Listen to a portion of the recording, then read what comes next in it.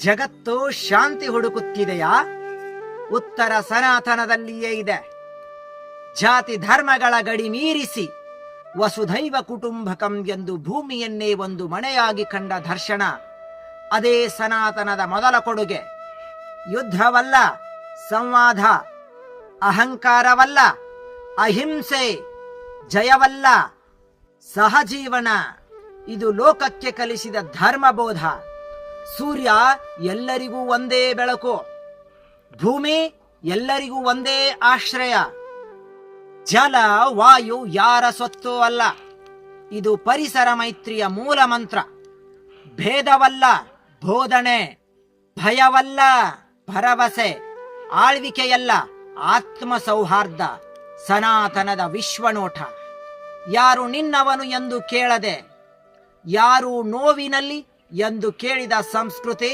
ಅದಕ್ಕೆ ಜಗತ್ತಿಗೆ ಇದು ಬೇಕಾಗಿರುವುದು, ಸನಾತನದ ಮೌಲ್ಯ ಮೈತ್ರಿ.